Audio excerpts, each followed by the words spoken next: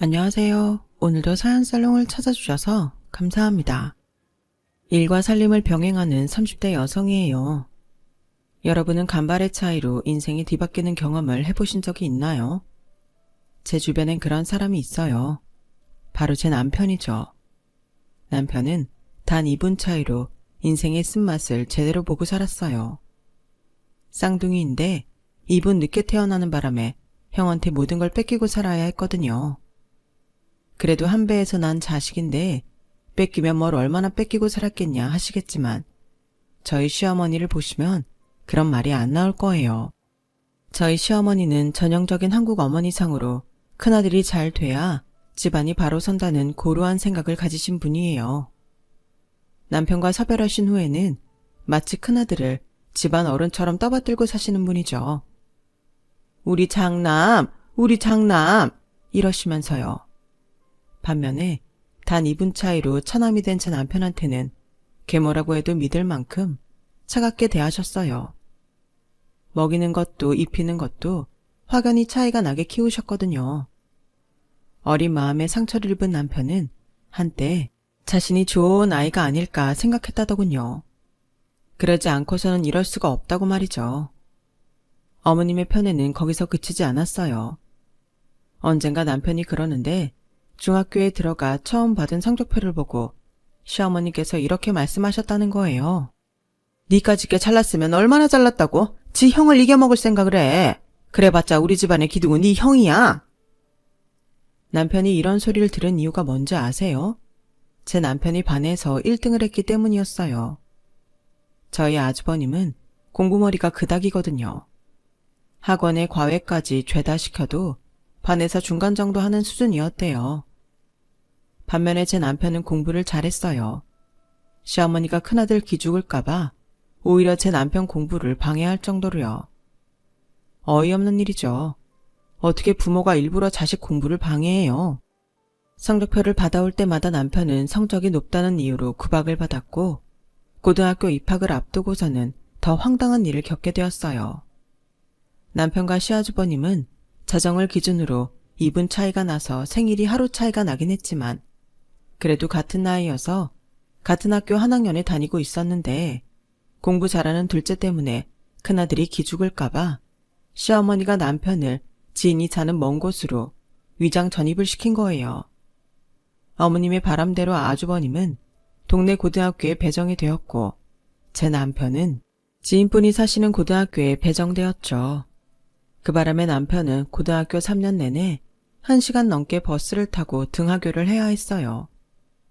그럼에도 불구하고 남편은 줄곧 상위권 성적을 유지했고 원하던 명문대에 합격할 수 있었어요. 학교 교문에는 플랜카드까지 붙을 정도였지만 집에서는 그 누구에게도 축하받지 못했어요. 아주버님이 대입에 실패했거든요. 작은 아들이 명문대에 들어갔지만 큰아들 때문에 집은 초상집 분위기였던 거죠. 그러니 당연히 입학식엔 남편 혼자 가야 했어요. 네 형은 힘들게 재수를 할 판인데 뭐가 좋다고 내가 입학식을 따라가겠니? 너도 양심이 있으면 네 형을 따라 재수를 하든 이참에 공부를 때려치우고 돈벌이를 하든 해야 하는 거 아니냐? 허참 저렇게 지밖에 모르는 지원. 아무튼 입학금은 대줬으니 앞으로 네가 벌어서 다니도록 해. 기껏 노력해서 대학 붙은 남편한테 돌아온 건 어머님의 싸늘한 반응뿐이었어요. 그래도 남편은 첫 학기 등록금을 대준 것만으로도 다행이다 생각했다더군요. 남들은 못 가서 안달인 명문대 입학식에 가족들의 냉대 속에 혼자 가게 되니 사뭇 서러웠나 봐요. 다행히도 시고모님이 뒤늦게 꽃다발을 들고 찾아오셔서 입학식 기념사진은 찍을 수 있었다고 하더라고요. 어머님이 제 남편한테 이렇게 모질게 구는 데는 이유가 있었어요. 저희 남편이 태어나던 해 시할머니께서 점을 보고 오신 적이 있었는데 그때 무당이 그랬대요. 며느리가 쌍둥이를 낳는데 작은 놈이 지형 몫을 다 뺏어서 큰 놈이 되는 일이 없다고요. 저희 시어머니 못지않게 장남에 대한 사랑이 지극하셨던 시할머니는 쌍둥이 손주가 태어나자마자 대놓고 손주 차별을 하셨다는 거예요. 거기에 저희 시어머니까지 동참하셨고 제 남편을 챙긴 건 시고모님 하나뿐이었죠. 시고모님은 여자라는 이유로 어릴 때부터 오빠한테 밀려 차별을 받았던 서름이 있어서 제 남편 마음을 잘 헤아려 주셨대요. 내가 조카 며느리 앞에서 이런 말을 하면 내 얼굴에 침 뱉는 거나 마찬가지지만 솔직히 네 시아버지가 공부머리는 영 아니었거든. 그런데도 우리 어머니가 그렇게 오빠만 위하셨어. 난 고등학교도 명문고에 시험 봐서 붙었는데 오빠는 고등학교도 떨어져서 전수학교를 다녔거든. 그런데도 나 대학분들 등록금은 안 대주시겠다면서 오빠는 어떻게든 대학에 보내겠다고 집안 재산을 엄청 쏟아부으셨지. 결국 오빠가 공부는 죽어도 못하겠다고 가출을 해서 허사가 됐지만 말이야. 종민이 보면 자꾸 내가 구박받고 살던 게 생각나서 마음이 짠하다. 그나마 시댁에서 제 남편을 위해주는 사람이 시고모님 뿐이라서 그런가 저도 고모님께 많이 의지하게 되더라고요. 그래서 더 시어머니한테 눈총을 받게 되었지만 말이에요. 대학에 들어간 남편은 부모 도움 없이 혼자 힘으로 학교를 다녔어요.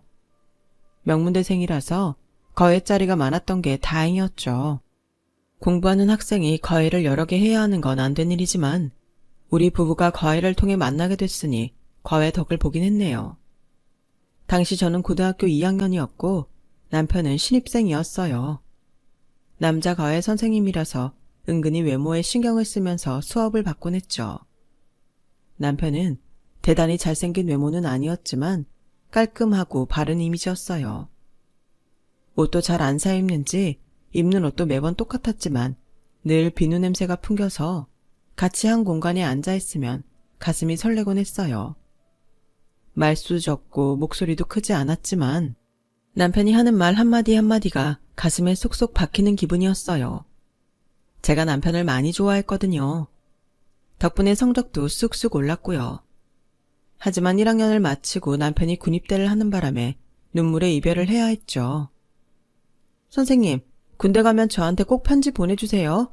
제가 답장할게요. 알았죠? 꼭이에요. 그땐 남편의 가정사를 몰랐던 터라 설마 가족도 아닌 나한테까지 편지를 써주겠냐 싶었어요. 그런데 기대도 안 했던 편지가 왔더라고요. 정자체로 가지런하게 적힌 남편의 편지를 한 줄 한 줄 읽어내려가면서 마치 군대 보낸 남자친구한테 편지를 받은 여자처럼 좋아서 어쩔 줄 모르겠더라고요. 그날부터 남편과 저의 서신교환은 시작됐고 제가 대학에 입학한 후로는 주말에 면회도 가곤 했어요. 고3 때 꾹 참았던 하늘 풀기라도 하듯 매주 남편 면회를 다니자 친구들은 열려났다며 놀려대곤 했죠. 서신교환에 군부대 면회까지 누가 봐도 저는 남편의 여자친구였어요. 그런데도 남편은 꿈쩍도 안 하더라고요. 마치 저 혼자 안달난 사람 같았죠. 그래서 일부러 편지도 안 보내고 면회도 뚝 끊었어요. 한 달 정도 그렇게 지났을까요? 남편이 집으로 찾아왔더라고요. 여긴 어떻게 왔어요? 설마 타령한 건 아니죠? 네 걱정이 돼서 바로 여기로 오긴 했지만 내가 그 정도로 정신 나간 사람은 아니야. 말년 휴가 받았어. 저기 수연아, 나 얼마 안 있으면 제대해. 알아요. 누가 그걸 모른대요. 그래서 말인데 나 제대하면 정식으로 나랑 사귈래? 면회 오면 얘기하려고 했는데 네가 안 와서 내가 직접 온 거야. 남편의 그 말에 세상이 멈춰진 것 같았어요. 제 머릿속에는 나랑 사귈래? 이 한 문장만 반복해서 올려댔거든요. 그렇게 저는 남편과 사귀기로 했고 남편이 제대한 뒤로는 하루가 멀다 하고 붙어 다녔어요. 물론 학교가 달라서 만날 수 있는 시간은 그리 길지 않았지만 그래도 어떻게든 매일 얼굴을 보려고 노력했죠. 그러다 머리를 써서 엄마를 졸라 남편을 제 남동생 거외 선생으로 데려왔고 거외 전후로 남편과 짧은 데이트를 했어요. 제가 남편 덕분에 성적도 많이 올라 대학 진학에 성공한 데다 남편이 명문대생이라서 그런가 저희 부모님도 저희 교제를 반대하지 않으셨어요.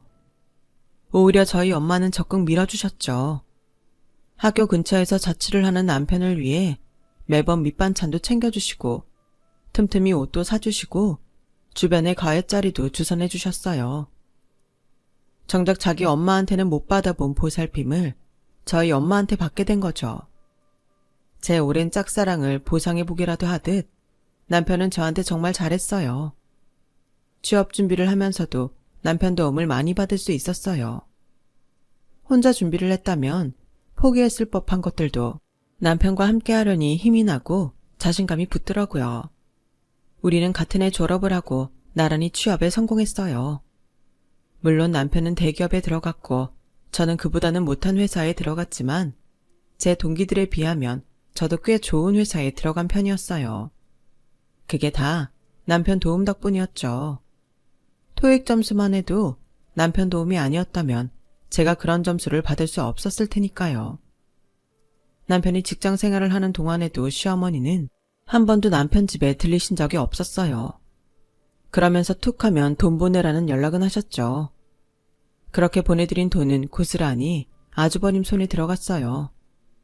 전수학교를 졸업하고 당시 한창 유행하던 품목의 음식점을 차렸던 아주버님은 1년도 안 돼 쫄딱 말아먹고는 이후로도 카페며 술집 등 줄기차게 창업을 했지만 사전조사도 미흡하고 직원 관리도 제대로 안 해서 여는 족족 말아먹기 일쑤였어요. 그렇게 가게를 하나씩 말아먹는 동안 시아버님이 남겨주신 재산을 벽장 속 곶감 빼먹듯 하나 둘 빼먹었고 결국 어머님이 살고 계시는 본가만 남게 되었죠. 본가에선 아주버님네가 어머님과 함께 살고 있었는데 어머님을 모시려고 그런 건 아니고 자기들이 분가에 살 돈이 없어서 얹혀 사는 실정이었어요. 저희는 둘이 모아둔 돈이 있어서 신혼집을 얻어 분가를 하게 된 거죠. 그런데도 형님은 말끝마다 그러세요. 동서는 무슨 복이 있어서 시집살이도 않고 분가를 했대? 난 신혼 첫날부터 고생만 죽어라 하고 사는데 세상 참 불공평해.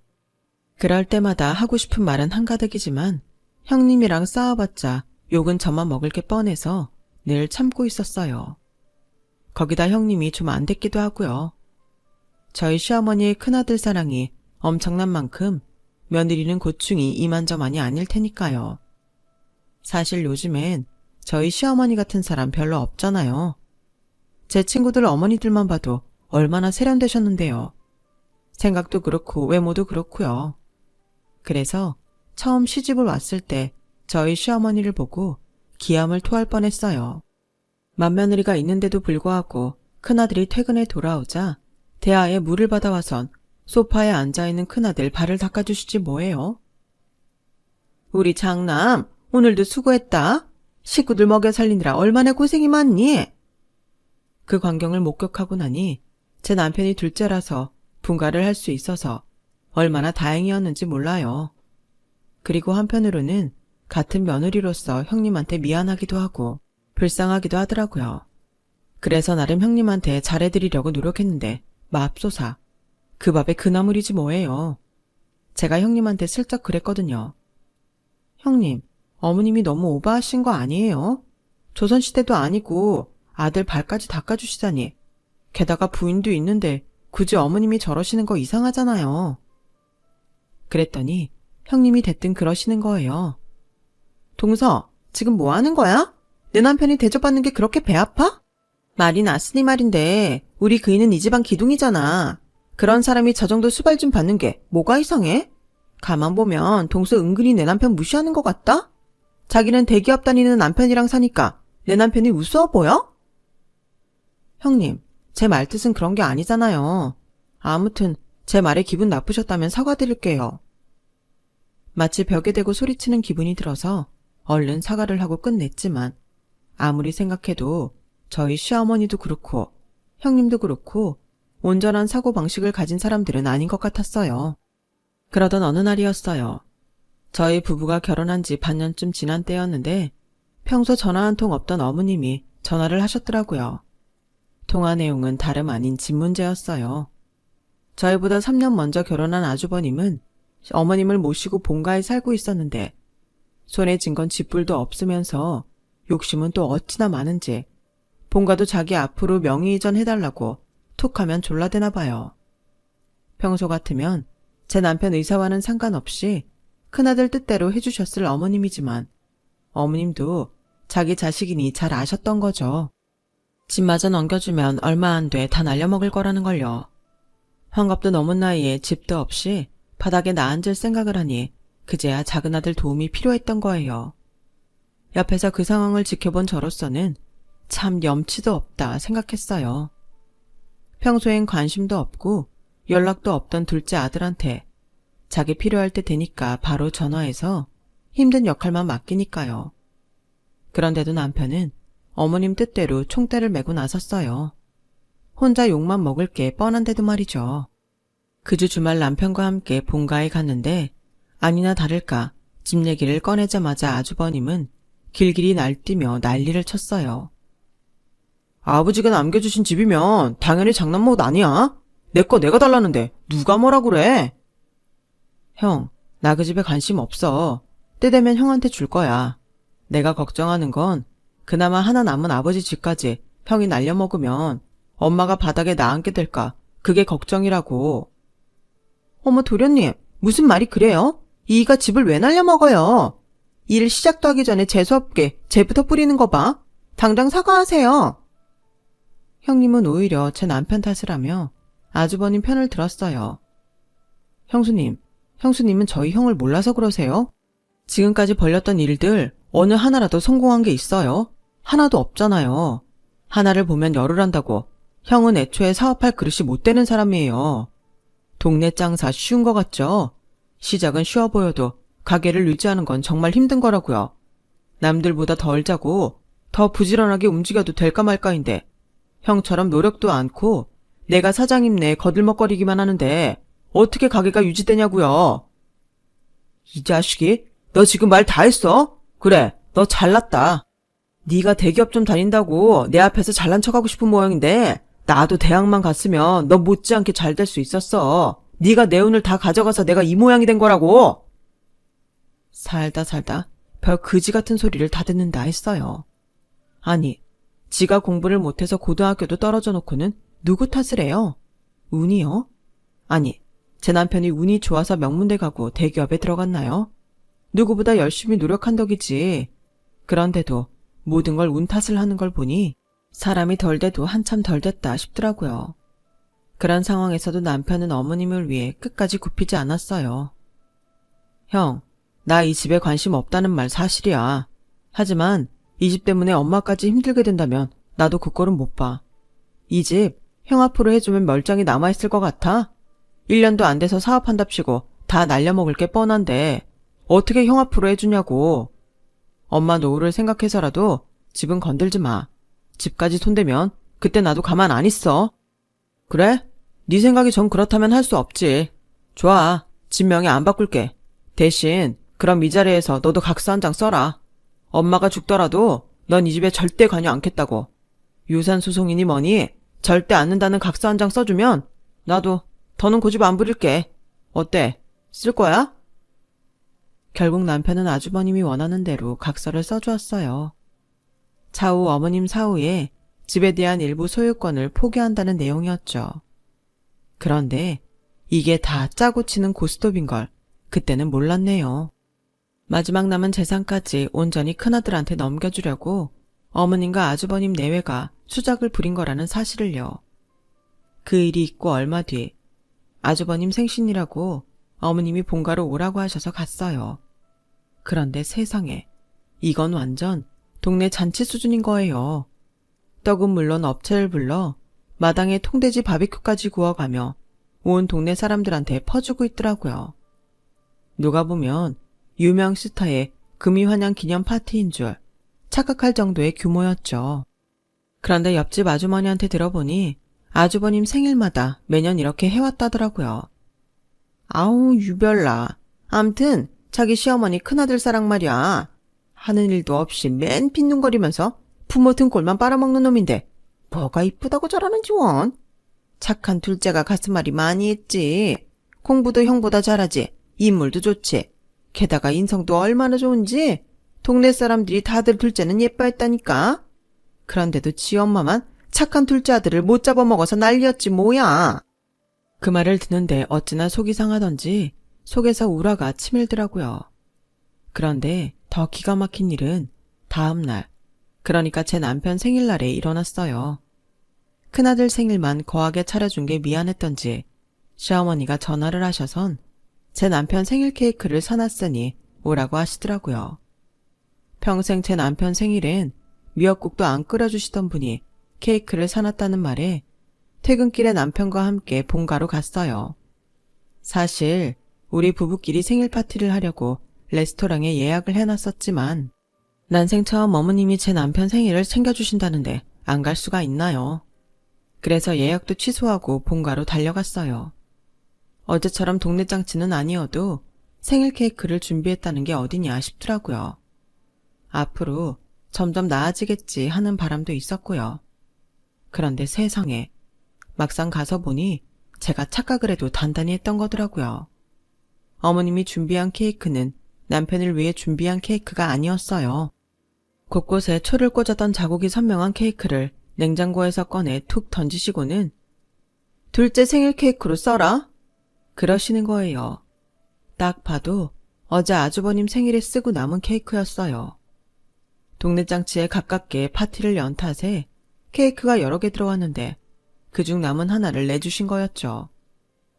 뭐해 안 가져가고? 어머님, 정말 너무하시는 거 아니에요? 이거 어제 쓰고 남은 케이크잖아요. 게다가 이미 초까지 꼽았던 걸 그이 생일 케이크로 쓰라고요? 어머님 눈에는 이이가 동냥하러 온 거지 새끼로 보이세요? 남는 잔반이나 처리하는 이 집 종놈으로 보이시냐고요? 차라리 항상 그랬던 것처럼 모른 척 지나가시지 그러셨어요.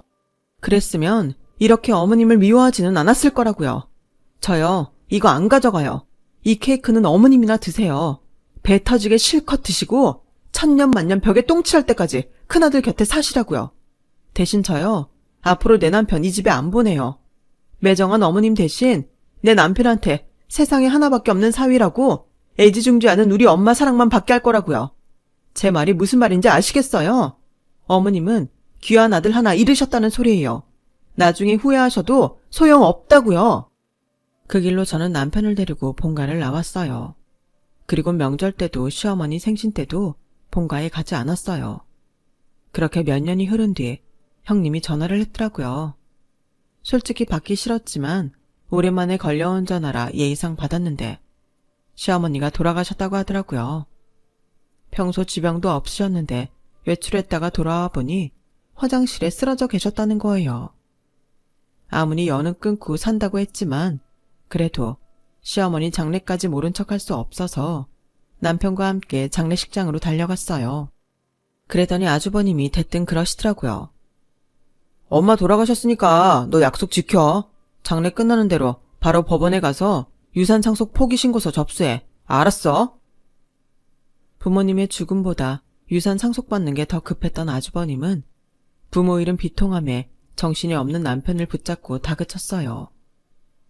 장례식 내내 어머님 영정 앞을 지킨 남편은 납골당해 어머님을 안치하고 돌아오자마자 바로 법원에 상속 포기 서류를 접수했어요. 솔직히 저는 아주버님 행동에 약이 올라서라도 상속 포기를 길게 끌면서 속 썩여주고 싶었는데 남편은 더 이상 그 사람들이랑 연관되고 싶지 않다며 딱 잘라 말하더군요. 얼마나 치가 떨렸으면 그럴까 싶어 저도 더는 말을 안 했어요. 그런데 이날 남편 행동이 신의 한 수였지 뭐예요. 어머님 장례를 치르고 반년도 안 돼서 아주버님 내외가 저희 집에 찾아왔더라고요. 자기들 좀 받아달라고요. 동서, 우리 좀 숨겨줘. 사채업자들한테 쫓기느라 더는 숨을 데가 없어. 도대체 이게 뭔 소린가 싶었는데 얘기를 들어보니 기가 차더라고요. 어머님이 돌아가시자마자 유산 상속 포기를 했던 남편과 달리 아주버님은 어머님 명의로 된 집을 자기 명의로 돌렸다나 봐요. 상속세는 집 팔면 갚으려고 일단 돈을 빌려다 썼는데 이게 문제였던 거죠. 평소 신용이 없던 터라 지인들이며 금융권에서 돈을 빌릴 수 없었던 아주버님은 사채를 빌려다 세금을 냈고 금방 나갈 줄 알았던 집은 보러 오는 사람도 없을 정도로 나갈 기미가 보이지 않았던 거예요. 부동산 중개소에 연락을 해 닥달을 했더니 거기서 그러더래요. 아우 사장님 그 집 못 팔아요. 누가 그런 집을 사겠어요. 집에 이거 저거 걸려있는 게 너무 많아서 작자가 안 나선다고요. 은행에서 떡하니 잡고 있는데 무슨 수로 팝니까? 그게 무슨 소린가 했는데 얼마 뒤 집으로 금융권 독촉장과 함께 빚쟁이들이 찾아오기 시작한 거예요. 그동안 큰아들 사업자금 되느라 어머님이 빌려다 쓴 돈 때문에 벌어진 일이었죠. 어쩌겠어요. 이게 다 자기가 어머님 앞세워 끌어다 쓴 돈인 셈인데 누굴 탓할 수도 없죠. 거기다 집 욕심에 바로 명의 이전하면서 유산 상속까지 받았으니 빚도 함께 상속받게 된 거죠. 아주버님 내외가 저희 부부 앞에서 질질 따며 도와달라고 통사정을 하는데 솔직히 하나도 불쌍하지 않았어요. 하지만 그래도 핏줄인데 남편이 흔들리면 어떡하나 걱정은 되더라고요. 그런데 남편의 이 한마디에 그런 걱정이 싹 사라져버렸어요. 자업자득이야. 처음부터 형이 사업한다고 끌어다 쓴 돈이잖아. 그럼 형이 갚는 게 맞지. 그래도 그동안 아버지 유산 신나게 썼잖아. 마지막 남은 집도 기어이 해먹었고. 받을 거 다 받았으면 거기에 대한 책임도 형이 지는 게 맞아. 난 이미 어머니 돌아가실 때 가족과 연 끊었어. 그러니까 내 집에서 나가줘. 앞으로 무슨 일이 있어도 나 찾아올 생각도 하지 말고. 몇 번을 찾아와도 내 마음은 안 바뀌니까 시간 낭비하지 말고 가. 나 내일 출근해야 돼. 냉정하게 끊어내는 남편을 보자 다행이라는 생각도 들었지만 그간 남편이 얼마나 가족한테 마음을 다치고 살았으면 저럴까 생각하니 가엾기도 했어요. 아주버님 내외는 끈질기게 제 남편을 잡고 늘어졌지만 제가 경찰에 신고하겠다는 말을 하자 할 수 없이 돌아서더군요. 그 후로 아주버님 내외한테는 연락이 없었어요. 다만 고모님을 통해 내외가 사채 빚에 시달리며 살고 있다는 소식만 간간히 듣고 있어요.